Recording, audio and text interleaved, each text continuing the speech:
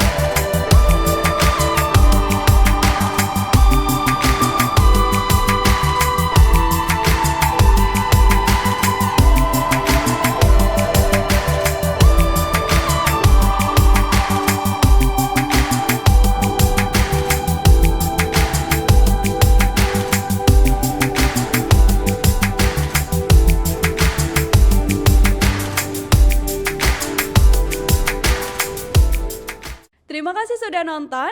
Jangan lupa like, subscribe, dan share ya.